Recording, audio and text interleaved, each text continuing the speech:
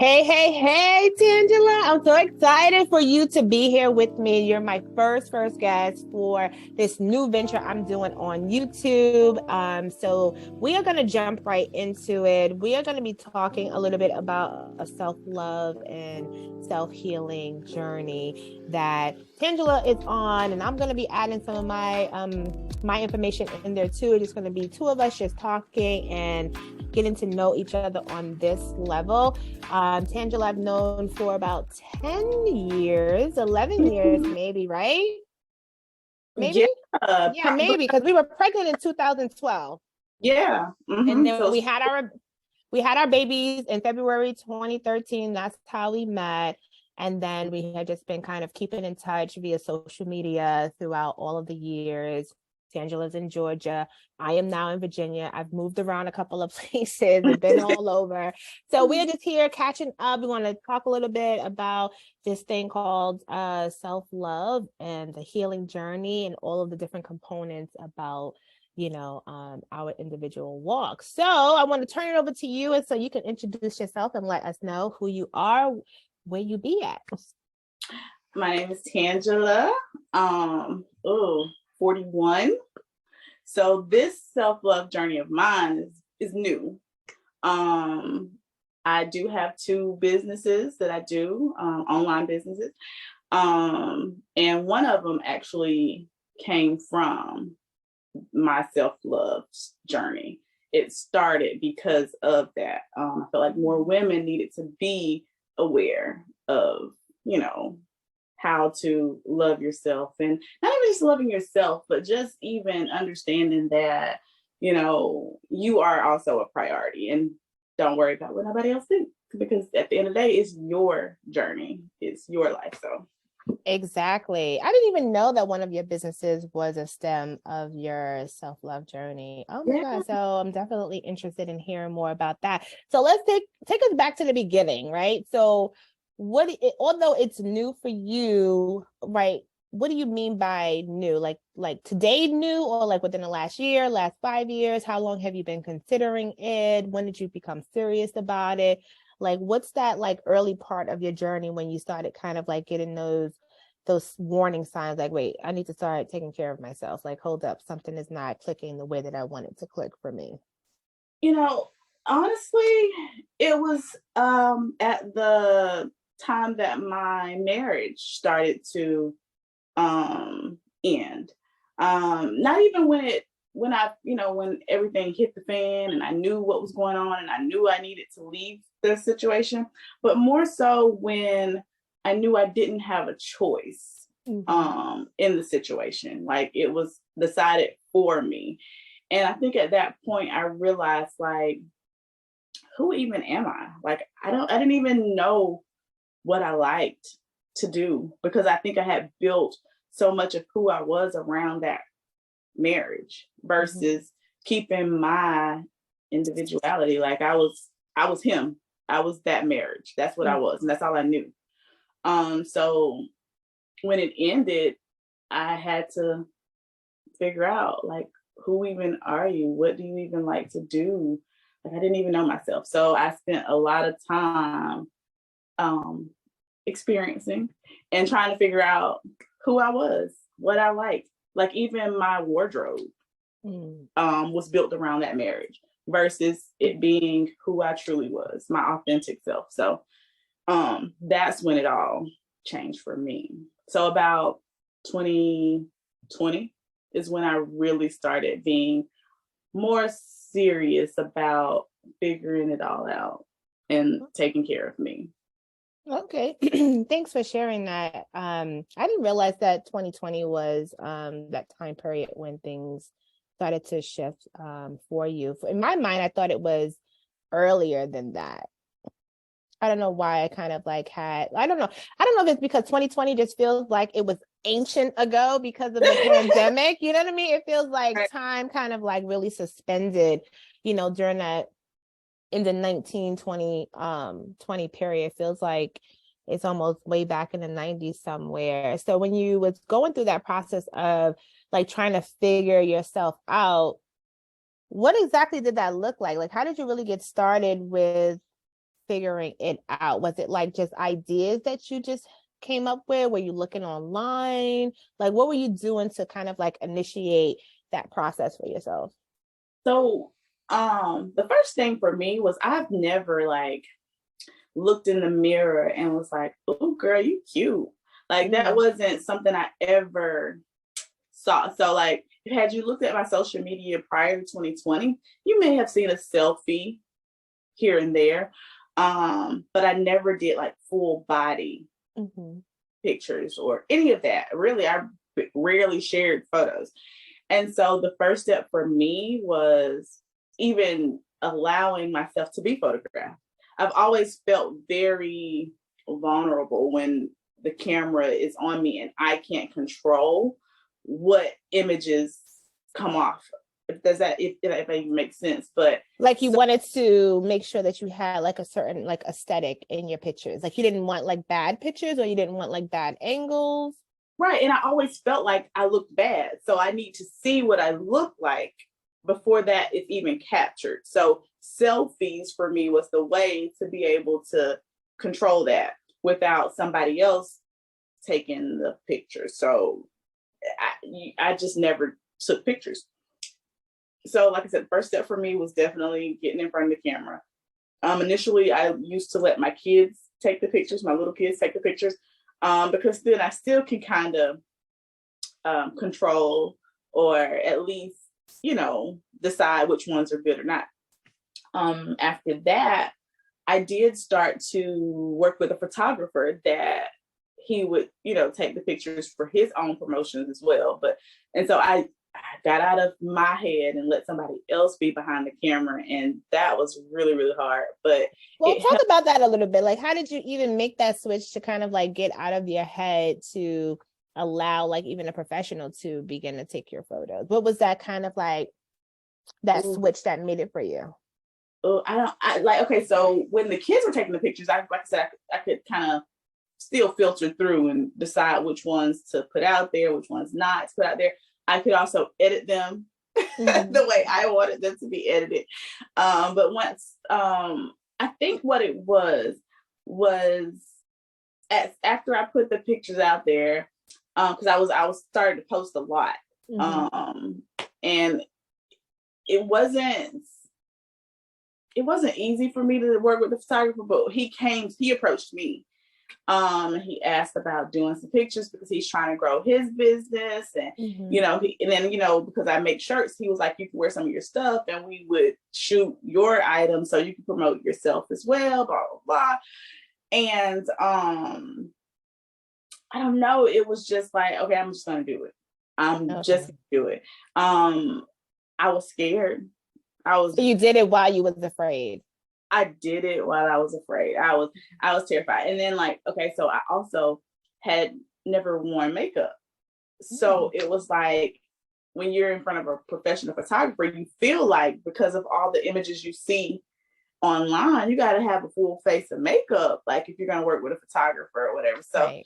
I got my makeup done and I almost canceled it that day. Like because to me, I didn't even know who I was with all that makeup on. I felt I don't even know who I was, and I did not feel pretty. I did not Mm. feel cute. I felt I'm gonna be honest. This is I felt like I was RuPaul, like a drag queen. Lashes that I mean not lashes, but these eyebrows that were thick. I had these lashes that were long. I was like, I don't even know who this girl is, but I still did it. I did the photo shoot. Um, and it was fun. It was fun. Now I will say I still don't like all the images, but I did it. And I don't like them because I feel like I had on too much makeup. I didn't feel like myself. So um So what was going the lesson that you learned from even, just doing something while afraid or doing something, like you felt uncomfortable, but you felt like it still needed to be done for yourself? What was the lesson you got from that? number one, because my anxiety is horrible. Okay, so I will make myself feel like, girl, this is gonna end if you do this. Like I will overthink. Right. So number one is I didn't die. Like Mm-hmm. I made it through it, and it actually gave me more confidence than I thought it would give me, even though I was scared. Like, even though I don't even like all the images, like my confidence level grew because I did something that I didn't think I could do, for one. And then two, I did it and I was okay. Right.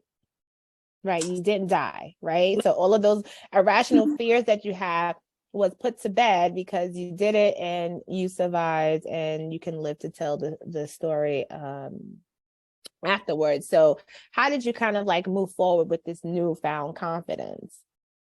Oh, girl.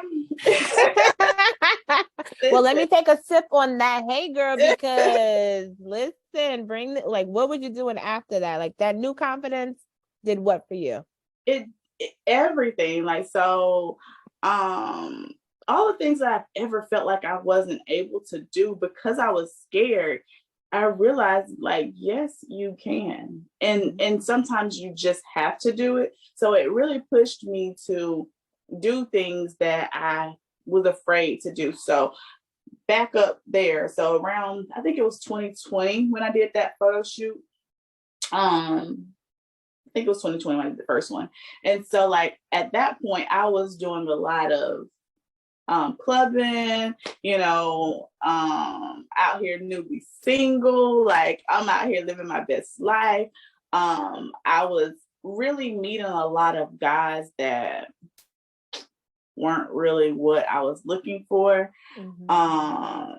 And that so dating scene, oh my goodness. Girl, it's trash, right? So I'm out here on dating sites talking to people, like literally having conversations with whoever, like, even if it wasn't somebody that I thought would be a good match, whatever, I'm just talking to you just because, just to have somebody to talk to, right? So after that photo shoot, and I mean, it took a while for me to get there, but I literally like ended all conversation with all guys. I was scared because in my mind, I'm like, what if I don't find anybody? If I'm not talking to anybody, how am I going to find somebody, right? And so I went on this thing, and I'm like, I'm not having conversations with you guys. I'm not entertaining it. If you're not being productive for me and where I'm trying to go, I'm not entertaining. No sex.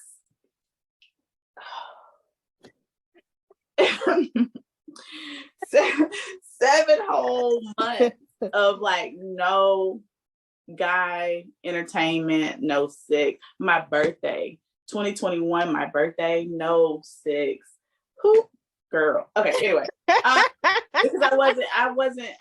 I couldn't do it. I couldn't deal just doing it just to say you had sex, just to.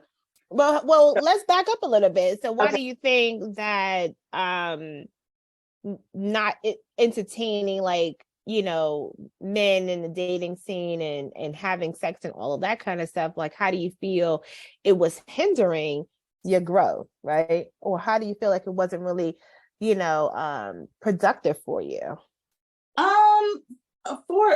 So talking to people or entertaining guys that literally you cannot grow with, I feel like they're taking up space for the one that could potentially come along, because how are you going to meet the one or anybody that is productive if you're still holding on, or like you got these space savers almost, right? Like placeholders, right? Yeah, they're just there, placeholders. They're just there just to be there, and they're taking up space. And so when I think for me, the turning point was like, okay, I'm out here entertaining these guys. I'm talking to this guy, texting this guy, sexing this one over here. But when I really want to have like intimacy, I don't have that. And I have it's been a while. I've taken myself on dates. Like, I literally like get dressed real cute, go out to eat dinner, and buy myself all the things that I would want a man to do, even buy myself flowers. Okay. So when I got to a point where I was like, okay, well, I got X amount of men on the roster and nobody's buying me flowers. Nobody's taking me out to dinner. No, like, that's when I was like, I'm not doing this anymore. And so I cut everybody off.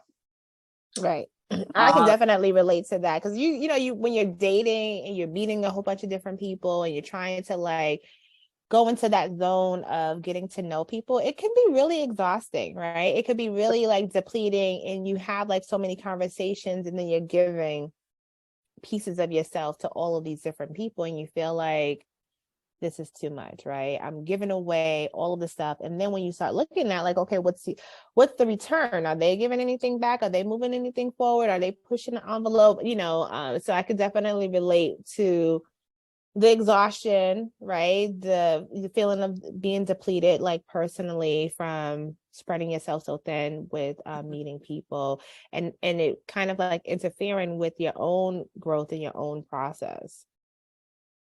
Yeah. So I had It's to cut, hard. and I cut I it off.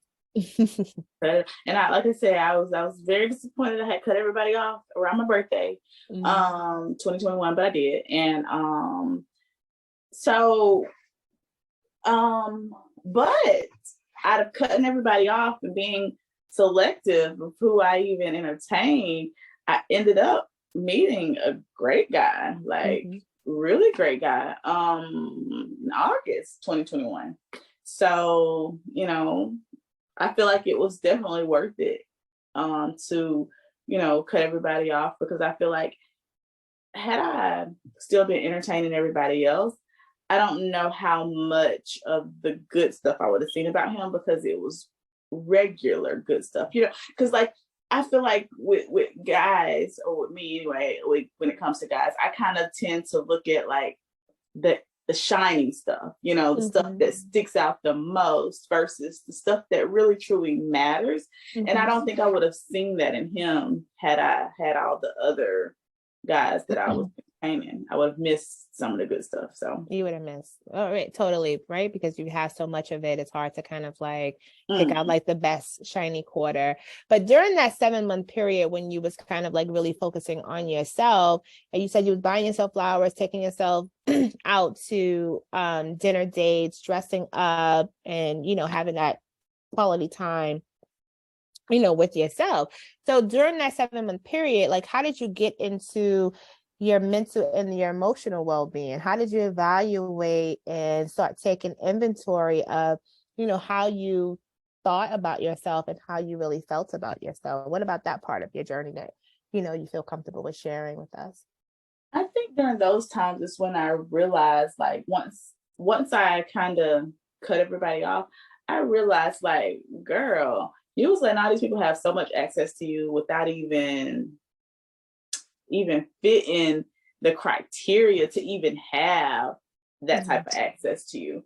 And that really also made my confidence grow, because I started to like think about all the times that I wanted the intimacy but couldn't even call on any of the guys that I was having conversations with to give me that. And so like once I cut them off, I was able to then, I guess, kind of be that for myself.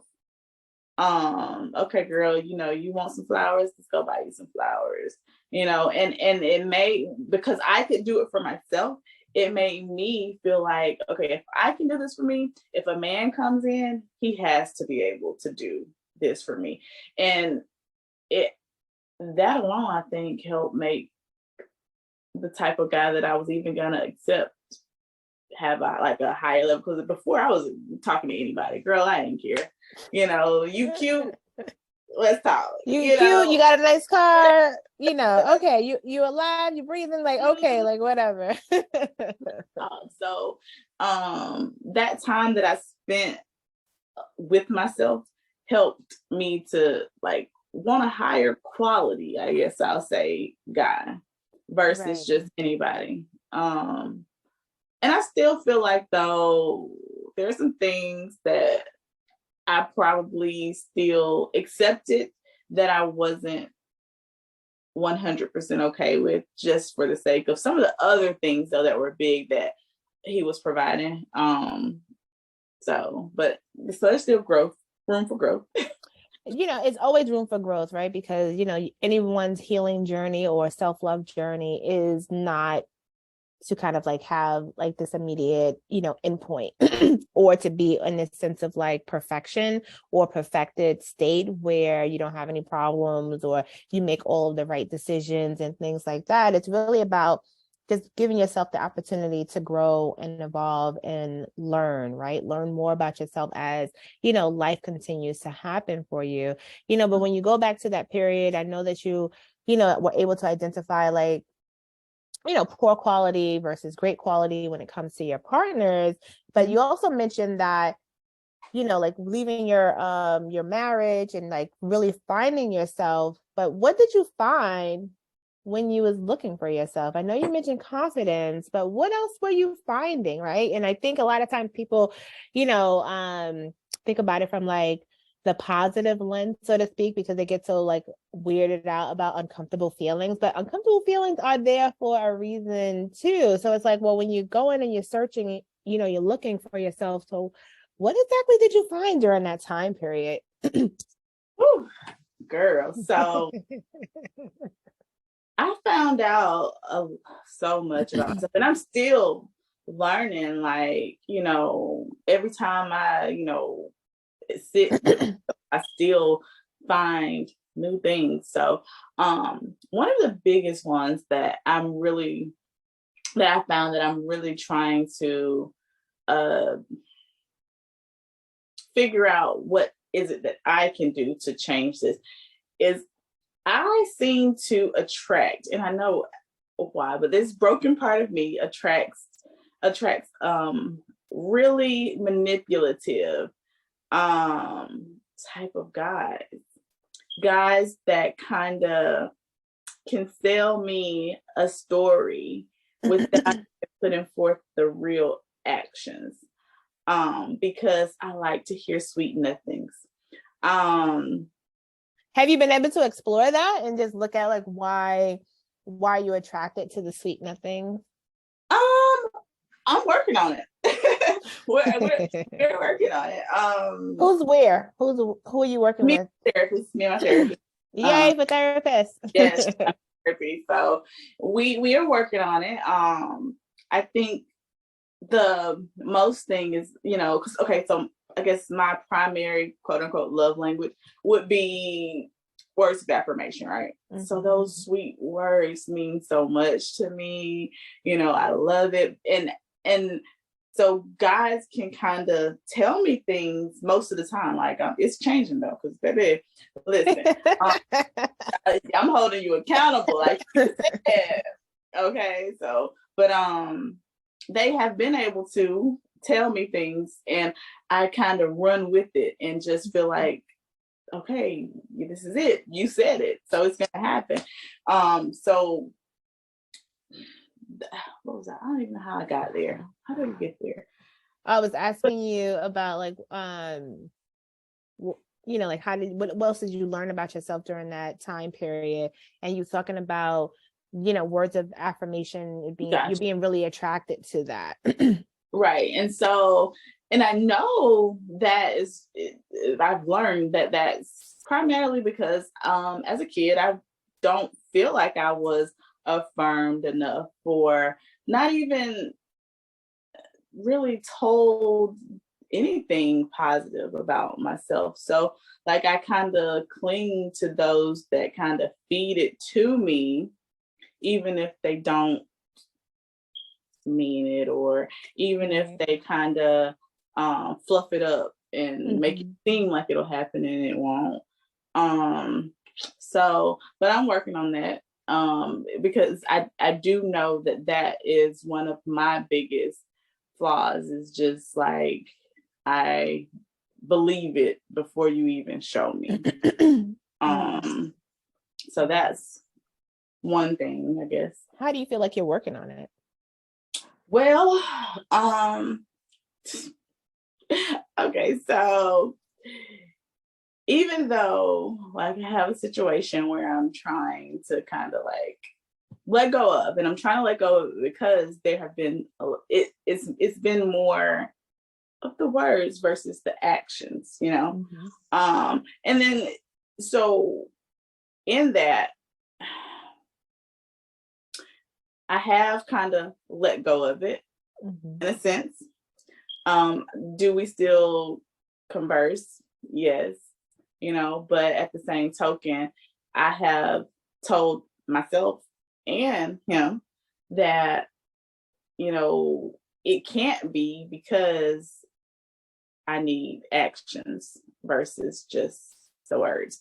And so I think the the fact that I'm able to set those boundaries and truly not be in a relationship with someone who's just, I guess not all words, but you haven't put the actions behind a lot of the words that you've spoken, that for me, that's big in itself. Like, even if I'm still talking to him, for me, saying that we're not together, not entertaining a relationship, for me, that is big.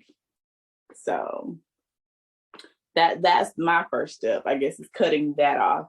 I think if I can cut it off with somebody that I actually truly love, that going forward, I think it'll be harder for a guy to come to me with just words, because I was able to cut off this situation. Even though I love him, I need the actions too. Hopefully. But are you really cutting him off if you're still holding on to a little string? I'm trying. Look, and this is the thing. Okay, so I don't know. It's something to think about, right? Because when you're cutting somebody off, right? It's just snip. It's a snip, right? But then, just understanding like the dynamics of relationships, like when you're with someone, especially when you're intimate with them, your body develops like, chemicals that are attracted to them. So to weed them out of your system does take time, and it does take process, right? So even like listening to your story, I'm just thinking, this is my curious brain, right? Because this is okay. How I'm thinking, because when I ask you questions specifically about you and what you're doing, you probably unintentionally link it back to a relationship with a guy. Or like something about the relationships or your process with dating, it always comes up whenever you're talking about you specifically. Like it always just like circles back to them and what's happening in those dynamics. And then if you add that kind of process to like being a youngster and not being validated as a kid, like, being able to look at that particular link, because I think that there could be some link, right? Because you're constantly being missed in the equation, right? Because like what's going on with you is always like the primary question to be answered. How do you feel inside of the relationships or interactions or environments or community or job that you're in, right? So does it sit well with you, right? What is it causing to stir up inside of you? Are you comfortable, right? If you're not comfortable, then are you struggling to move on, right? And being able to kind of like work through it from your lens, like your point of view versus them, right? Because it could lead to like, okay, well, maybe I'm people pleasing because I don't want to hurt them, or I'm not like my deficits is still kind of like depleted, but if I get rid of this, then who do I have to kind of like keep filling me up? And then where's your juice, right? Where's the stuff that you're doing to fill your own cup so you don't need the drip from other people?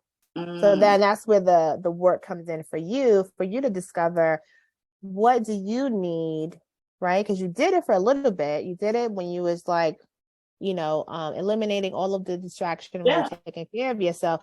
Then how do you continuously recreate that for yourself, even when you're in a partnership? Like, how do you continue to keep yourself, uplifted and also grounded within your core, like who you are as a person? What's that work? Well, see, I feel like I continuously do, because okay, so let's go back to, like, for instance, the marriage, right? Mhm. So when I was in that marriage, I built everything I did around that marriage. Like, and he never said, like, don't wear this or don't do this, but you know how some of those conversations can happen where it makes you feel like, oh, wait a minute.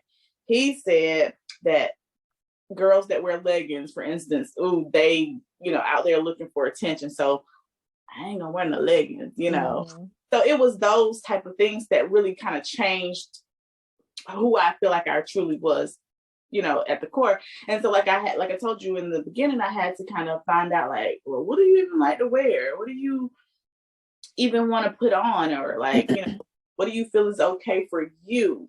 And so, like, I, had to refigure that out. And, now, I have definitely, like, and even posting pictures, part of that was because he might have felt like, oh, well, if she's posting pictures, she's trying to get attention, right? Mhm. So move fast forward to now, or even let's just say a year ago, when I was in a relationship, I didn't stop wearing what I felt comfortable and confident in because I was in a relationship. I kept true to who I feel like I am. And, I Mhm. didn't change any of those things. So I kind of feel like that's some of the things that I kind of feel like helps me keep my identity, I guess, versus Mhm. just becoming whoever the relationship transforms or whatever could transform a person into. And I think that's one of the biggest things for me is, like, I can't be with somebody who feels like, oh, you're posting pictures just to, get attention, or you wear XYZ just because it hugs your body a certain way. Like, if I feel comfortable and confident in it, I'm gonna wear it. I don't feel like Mhm. I'm gonna allow a guy to ever make me feel like I have to change that. So I guess for me, that is part of how I'm keeping, true to who I am, and not even just keeping true to who I am, but taking care of myself, because when I dress up and I take pictures, I feel good. Mhm. So I continue to do it. I do feel like a lot of things that I do in a relationship does come off as, like, people pleasing. I Why are you saying this so quietly with less energy? because Like, wait a minute, I people. know, yes, I know that's something I have to work on. I know it. Like, I Mhm. literally know it. Like, saying no is so hard for me. I've learned to say no, though. Like, I Mhm. have. But it's not always easy for me because, again, I don't want to hurt anybody's feelings, and I don't want to hurt people's feelings because I don't want anybody to be mad at me, and I don't want anybody to be mad at me because I still want to feel like we're okay, and that you know that I'm a good person, and you can still say those positive things when we aren't together, because I need to know that I'm a good person. You know what I mean? I need to feel Right, like other people think I am, right. even though But I know. how do you reaffirm that for yourself? Like, what are your steps to say to remind yourself on a consistent, regular, daily basis that gives you those validations, those affirmations, that inner love to be reminded of how good you are? Yeah, so I feel like probably for me, the biggest thing that I always try to remember is that I'm enough. That's the biggest one, because I've struggled with that for so long, to feel like, okay, well, if I'm not doing A, B, C, D, E, F, G, then I am not going to be able to get what I want. Mm-hmm. So feeling like I am enough just right here, right now, I'm enough. And if that person is not okay with that, then I'm okay with people leaving me. I think I'm not okay with leaving people. Mm. So, um, So you feel like your current situation, if he was to say, all right, I'm out, you'll be okay. But you being the one that has like that, that leverage, you're unable to kind of like cut it off. Yeah, because I don't want to hurt anybody. And it's not even that. Okay, so if he left me, I'm not gonna say out or well, we're not together. Okay, so let's be clear. I'm single. But but if he were to just say, you know what, I can't, and he just literally goes away, And stop calling you, stop contacting, stop everything. I would be fine. I would not like chase him. I would not like I wouldn't. But I have a struggle with cutting it off and letting go 100% because I don't want to hurt his feelings. I don't want to be looked at like a bad person. I don't know. Like that's literally a struggle for me. And it's funny that I never even saw that until like having this conversation right now. Like I will literally be fine if he left, but I can't. I can't do it. But what about the idea that you tell yourself that it's okay for you not to have contact with him and it's okay for you to walk away, right? Because there's a body sensation that tells you, no, no, no, no, no, I can't do that. But then you can also deploy your cognitive, right? Your boss brain to say, this is a decision that I'm going to do and I'm going to be firm with it, although body-wise, I may feel uncomfortable with it, right? Because if you look at your previous history with being uncomfortable with doing a photo shoot, not liking it, feeling like you didn't look like yourself, and you still went forth and did it, and it released something in you, right? So if you take that same concept and push it over here to this one and say, despite my feelings of being uncomfortable, I'm going to use this part of my brain to say, this is a decision that I'm going to make, and then I'm going to be released from it so I can welcome in something else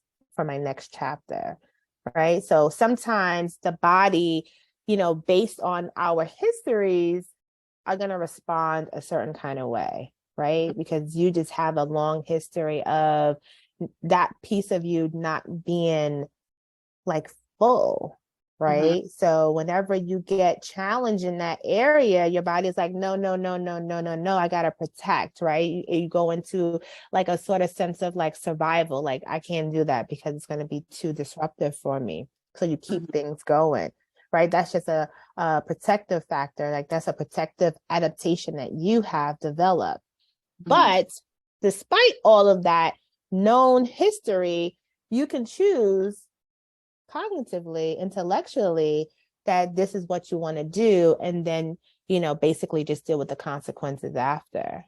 But the consequences, it's not going to be terrible. It's just going to be working through the emotional side of it. You know what I'm saying? So it's like when you are at that crossroad of being able to make decisions, sometimes the brain and the body is not going to match. Sometimes you have to work to get them more aligned together, or sometimes you just have to pick which one you're going to go with, your brain or your body, right? Like depending on, the situation. But if you're currently in a relationship that you don't want to be in anymore. I'm not in that relationship. You're still in a relationship, girl. If you still that's still a relationship. You still, you know what I mean? Well, for me, right? To me, it's still, right? It's still going on, right? But, like you make decisions that way. But I think bigger than the relationship, what I'm getting from this is you have to find more ways on a consistent basis to affirm yourself more. Like more every single day, you have to be on it because it's so depleted for you and it's such a deficit for you that you have to keep filling it up every day until you reach a new plateau and a new baseline for it. So that can help shift the way that your brain relates to this aspect of relationships for you, because it may not be like all of the things. It may just be, I don't want this person to leave, or I don't want this person to feel that I'm a bad person, right? But then if you keep reminding yourself like, hey, I am a good person, it's okay if they leave, it's okay if I leave, your brain will be like, oh, okay, we learning something new. Like you like nothing is going to change unless you do, right? Unless you give it yourself new information to work on. So this is where you add, the tools, right? reading, podcasting, writing, journaling, being a part of communities, like getting all of the self-work in there. So when situations arise that trigger you, you're not going to this old default. You're creating new defaults and new access to information that you can respond differently to. Like right now, you only have one option. Now you need to add more. Right. Oh, girl. It's a journey. It's a journey. It is a journey. And that's a part of the whole process that I think people really need to kind of like buy into more, is that it's a journey. And it's such a journey that it also requires more than one thing, right? Yes, I'm a therapist and I have clients that I work with individually. Yes, I'm also trying to build a community for self-love. Yes, I read a lot of books and I listen to audibles. And yes, I hang out with my friends and do social activities. Like that's my ecosystem, right, of healing. Like we all have to create this, this kind of like nest for us for comfort and safety and belonging and reassurance and affirmation. And we have to be able to get it from so many different areas, right? Because if we're only looking at it from one viewpoint, then that's the only thing that we can rely on, right? We got to be able to shift and pivot and kind of like get it from different areas, because this one lane may not always be available, right? So if your partner is not available to give you your validation for the day, then what happens to you if that's the only thing that you're relying on to validate and support your inner love, you know what I'm saying, or that connectedness to yourself? Makes sense. It's a journey. It's a journey. It is. And it's one that I think that sometimes I think I do forget, like once I am in a relationship, to do more of the affirming of myself, or even just like, even if I can say, well, I'm not going to stop wearing XYZ, even if I can say that, I still feel like I don't give myself enough to be able to let go when it's truly time to let go. Because that's your trigger point. Yeah. Right? That's the trigger that, you have to develop the tools to support yourself to be able to do those things. And it's like, well, how do you explore it to discover what does this need for you? Like, what does this mean? Right? Because sometimes it's just a fear of the unknown that's on the other end of it. But what if we like looked at it and said, despite it being fearful, I'm still going to do it, right? Because I'm armed with this to get me through, right? When you go through the battle, what do you usually have? You have on some type of armor, right? Whether it's prayer, whether it's scripture, whether it's church, whether it's family, whether it's friends, like whatever it is that's your armor, that's what you're using to help you to go through the next part of the wilderness, right? So sometimes we also know that the path ahead is sometimes dark, right? But we're picking up lighted arrows along the way to figure out how our journey is going to, continue. And even if we go down one way and it's a dead end, right? We can double back and U-turn, right? Or if we meet a fork in the road, we can always choose one of the other and we do whatever decision sometimes, right? So, not all things have a great sense of permanency. Like we can always change our mind. We can always do something again. We can always, all right, we tried once, let's try again. Because I know I go through that kind of stuff too, right? So I'm a overthinker too, right? I overthink about everything. Girl. But over the years, I have learned how to use my overthinking to help me, right? So I think through a lot of stuff, right? I very thoughtful and I try to be very intentional. Like my best ideas and, innovations that I have for my business and stuff come from that space of overthinking, being able to flush it through.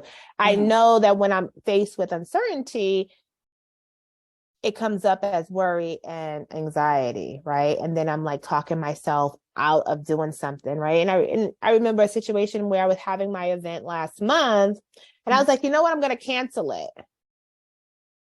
I was like, I don't want to do it anymore. It's too stressful, blah, blah, blah, blah, blah. And I randomly called my brother.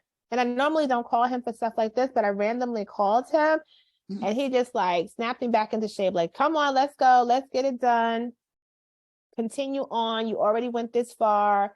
That's it, you know? And then I think I messaged him again about something else, and he sent me this rude ass video, like, stop your fucking excuses. And I'm like, okay, right? All right. I get the message, bro, like whatever.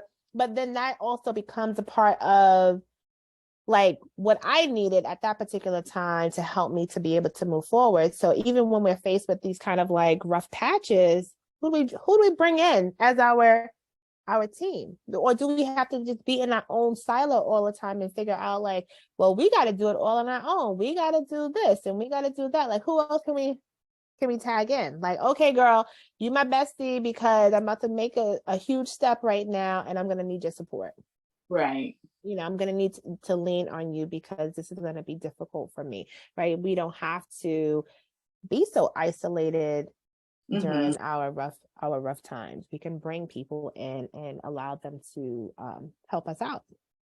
See, I need that because my bestie, she's like one of those besties like, oh girl, you hate him today? Me too. Oh girl, you like him? He cool. You know, yeah. so I'm that friend too. I'm gonna hate you. I'm gonna hate you together. Like, okay, you want to destroy him? Like, okay, let's put up a plan together. But I need somebody to be like, girl, remember what you said though? Remember, like, let's move away from that. I need that too. You know, I need that type of friend too. I need that ride or die, but I need somebody to truly though sometimes say to me like, but yes, yeah, you know, well then you can ask that same friend, your same best friend, right, and just let her know what you need from her.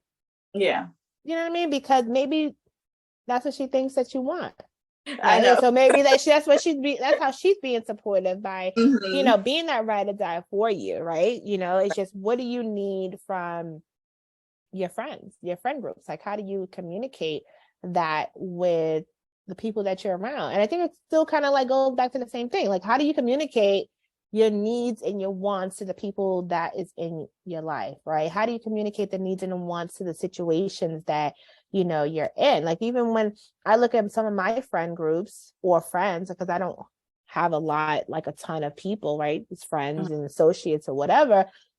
And I look at all of the different like dynamics that I have with them, and it's like it's usually like on the same level, so to speak, right? Being able to communicate, right? And having truthful conversation. Like a lot of my friends, like we get into heated confrontational, you know, discussions, and then we wrap it up like, okay, we're going to be able to move on. But it's just, even through conflict, you're still communicating, what do you need from the person? What do you want? So it's like, well, is Tangela able to communicate her needs and her wants out there in the world, right? So not just in relationship, like with an intimate partner, but with every single person, down to the kids, right? Down to the co-parents, down to the customers, down to whomever. Like, where are you at inside of your world? Are you up there, or are you still like back here?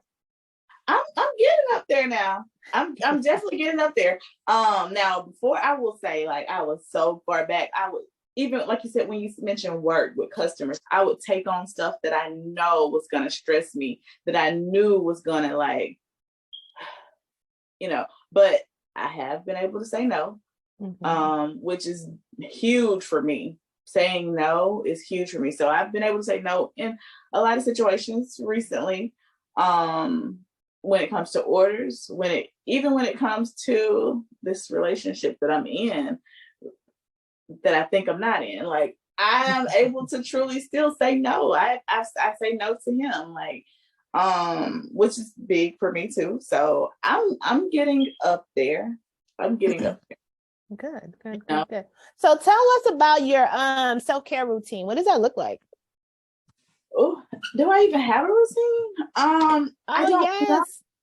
I don't even know if I have a routine. Like, Or seriously. ritual, like anything that, what do you do to take care of yourself? Okay. Well, one thing that I actually I haven't done yet, but I'm going to do. I bought this little jar from so I don't know, one Walmart or somewhere. And it's cute little red looking jar. So I was gonna actually do put some random things that I like to do that I can Mm-hmm. do by myself in there. And so when my kids leave every other weekend, I would be picking one of those things from the jar to do by myself. So that's Nice. one thing that I'm going to start. I haven't done it yet, but I just got the jar like a couple of days ago. So So what kind of things you're going to be adding in there? What are some of the things you're interested in? I like to eat, so that's gonna be What, like so trying new restaurants? yeah. So I'll put some new restaurants in there. One thing that I have to get out of being afraid to do is going to a movie by myself. So I'm Mm-hmm. definitely gonna put that in there. Listen, if you're going to go to the movies by yourself, make sure it's the movie theater that serves alcohol. Ooh, yes. So you can sit there and have your drink, have like Uh, your snacks, and then you could just be sipping on some alcohol while yeah. you're watching a movie. So that's one of the things I'm going to put in there. And then other things I'm going to put in there are going to be things that like I want to do that I actually feel like I want a guy to do for me, Mm-hmm. but I'm going to put it in there to do it for myself. Okay. And Like what? so, What's an example of that? for flowers, I love flowers. So it'll probably be like random buy yourself some flowers. Because I really think that as much as I pretend like it doesn't matter if a guy buy me, it does matter. And so that'll be one. Another is probably like booking a spa type of thing. Like I'm a hopeless romantic, and I want guys to do the over the top things for me, or like even a helicopter ride. I feel like Mm-hmm. that would be something that I want a guy to do for me. But if I've already done it for myself, then you're really gonna have to do something else because I've already done that for me.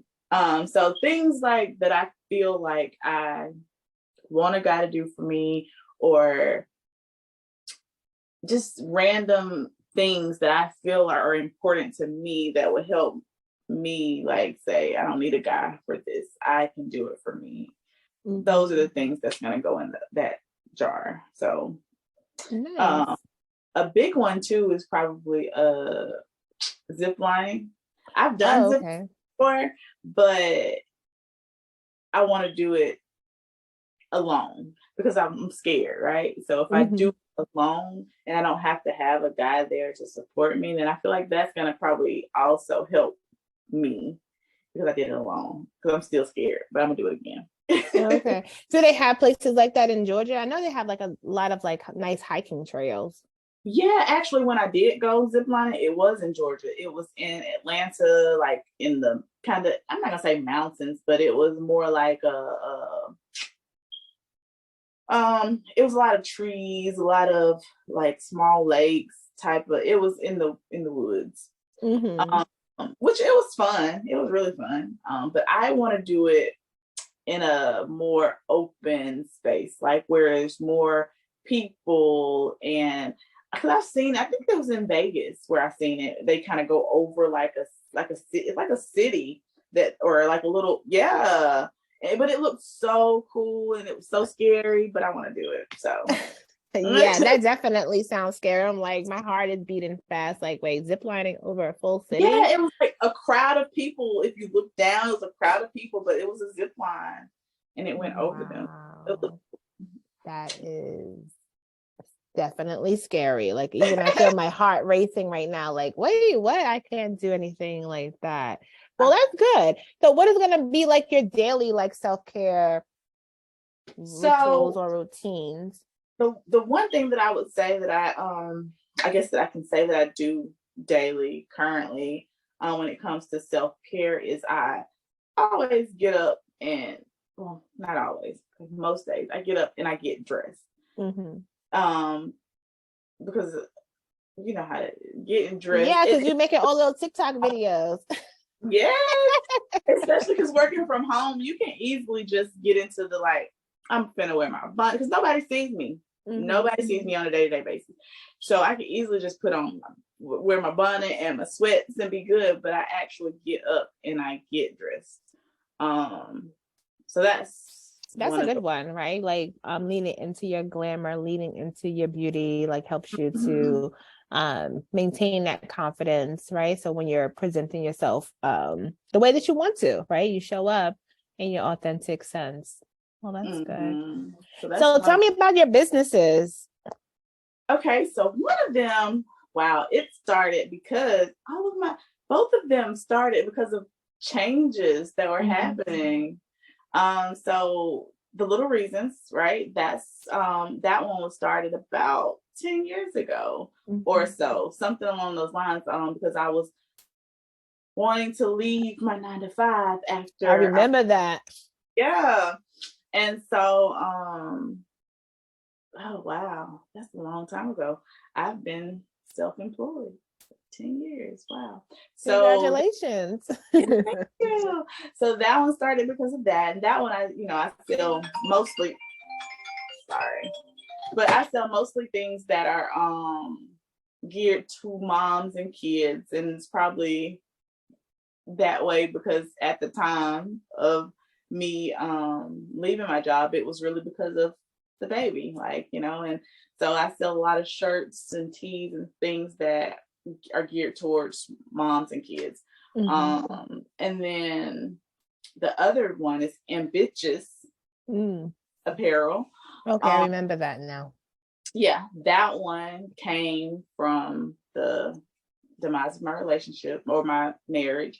I think that there were a lot of really nasty things that he said, and he was the greatest manipulator. And so a lot of those items are help to rebuild self-worth, self-confidence, just to affirm women. I have a lot of shirts that remind them that, like, this one, tomorrow needs you. Like, I have a lot of things in that shop that are really geared to women and helping them know their worth and remembering that they are enough. So yeah. Nice. I want you to send me your handles and your links and stuff like that, because I'll put that at the end of the video. So what else would you like to get into today? Any other topics that's crossing your mind? Doesn't have to be about self-love or healing journey. It could be about anything. No, I feel like I have spilled the tea. Girl, I wasn't even supposed to. Look, we wasn't even supposed to talk about this current relationship. Well, you started that way. I know. Yeah, because it must be on your mind to it is flush through and talk through. It's big for me. and it's crazy to me how I really would be okay if he just said, I'm done. And I almost wish he just would, Well, why don't you just say it? Because, okay, so here's the thing. I've said it a few times, right? But he comes back and I'm just like, okay, we can talk. So he's coming back with what, good sweet nothings? Yeah, pretty much, and it's and even though I'm telling myself and I tell him, like, okay, we're not in a relationship, we are literally just friends, it's still, I don't know. I just wish he would just let it go. I mean, I know I can too, and I'm gonna be honest, after this talk right here, I kind of feel like I have to, because I feel like it's not gonna change unless I change it.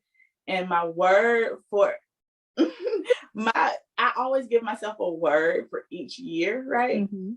My word for 2023 was growth, right? Right. I'm not growing if I know something's not productive and I still hang on to it. So I know I have to. Okay. I know I have to.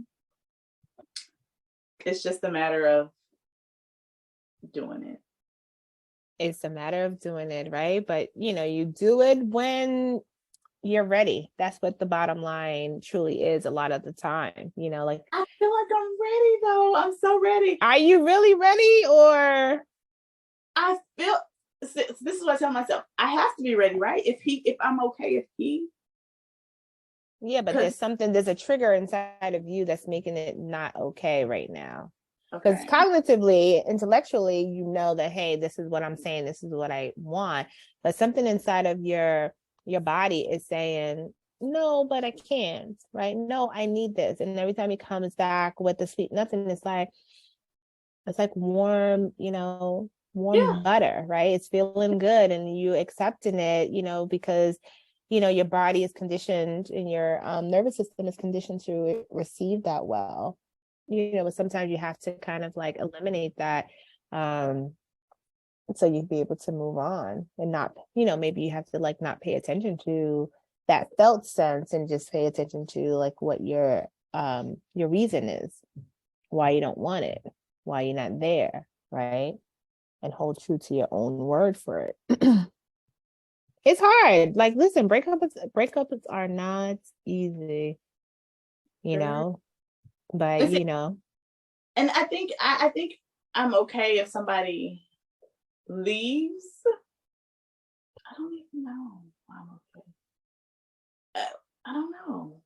And when I just said that, it just in my mind it popped up, and I was like, "Don't say that." But listen, I wonder if it could be because okay, I'm okay if somebody leaves because okay, so when I was growing up, because my dad was never in the picture, right? Never in the picture. So leaving, it's like okay, I'm gonna be fine. Like you can go. Like that's what I kind of feel like. I know I'll be okay, right? But then maybe I hold on because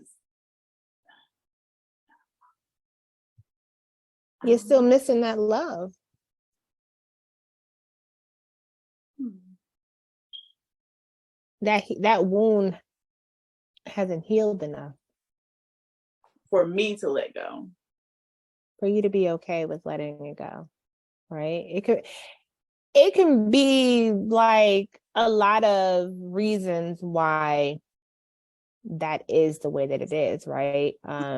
Sometimes women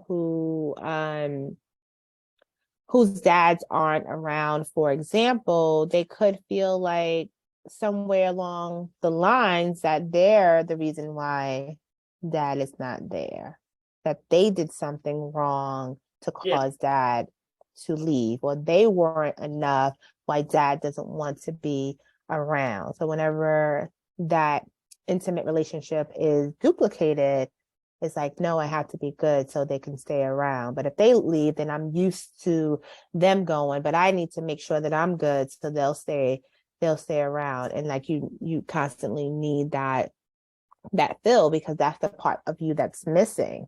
Right. Mm-hmm. So when you heal your wounds, like you have to take the time to go back to the earlier times to explore what's left over from these situations and how do they make those connections for you, Mm-hmm. because it's there. It's just, can you really look at it for all that it is and all that it has meant, right? Like sometimes outwardly we can say, well, my dad wasn't here, like whatever, he did what he had to do and then that's it. But no, there's a lot of things that's left over from dad not being there, right? Like I wasn't raised by my mom. My mom, left. She had her issues from when I was young, and I was raised by my dad. And a lot of stuff happened because of those situations from when I was younger.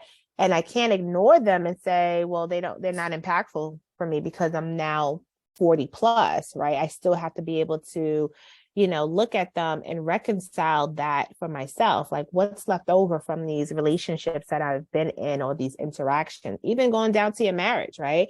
Right.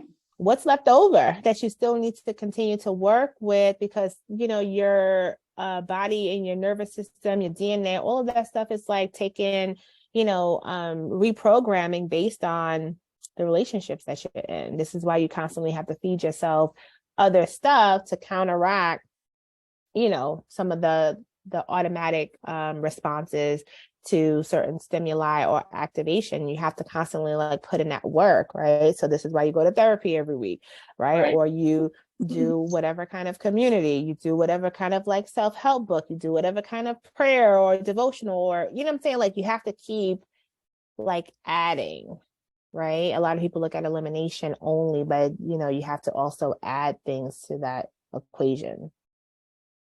Definitely got to add some stuff. I don't think I even realized like how much those, until listening to you talk about it, like those other additions. Like, I mean, I could tell myself stuff all day, right? Mm-hmm. I can be my biggest supporter all day, but I still feel like those other added things, especially devotions, I got to get back into that because I was doing it heavily. And then I already got, but I think I need to find a community. I feel like I need I'm building one, so you're always welcome to join. Yes, I need that. Because sometimes because if in my circle of friends, which I don't even have a big circle, but my circle of friends, I feel like it's only really me and maybe one other person I feel like that may be on the healing, trying to figure out, journey, versus being stuck in like, this is just how I am, and this is just what I am, this is what I'm gonna be like. So it's harder for me to get that added whatever support, it is, added support, added right from there. So I need to add some stuff. Yeah, definitely. Well, that's one of the biggest reasons why I'm building this, because I've come across this a lot, even for myself. Like I always need the same exact thing too, right? So it's like, well, who else around me is talking about the same things or the same kind of like information? Like, even when I'm working with clients individually, they're needing the same exact thing too, right? So they need like other supports, but it's not to replace, right? It's just to add additional things to it. It's adding. Like you need to have more avenues. Like even if you go to therapy 1 hour a week, right? What are you doing the other 6 days and 23 other hours, right? There's a whole lot of opportunity for work to be put in, right? For joy to be added, for self-care to be added, for reminding yourself of who you are, for building connections, for trying something new, for lots of stuff. Like, it's like, well, okay, outside of work and outside of family, what exactly are you doing, right? And a lot of people look at this as like a big task, like, oh my God, I need to set aside time, or I need to have a whole bunch of money. I need to go somewhere and make an appointment, but you really don't. You have exactly like what you need already in your space, right? And that's really like the heart of it, right? Being able to take your space that you're in, as long as you find it comfortable and safe, and carving out that time, right? So when you carve out that time, that's additional space that you're holding for yourself to kind of like get into, what am I thinking? What am I feeling? How am I feeding myself? How am I nurturing myself? What am I doing to continue this growth journey, right? What am I doing to continue with, being the best me that I feel that, I deserve for myself? Yeah. It's all the journey. It's exciting. Yeah. It is exciting. I'm actually excited just after talking today. I'm actually, because I feel like I can do it. You can do it. You can do it. You can do it. So definitely keep us posted.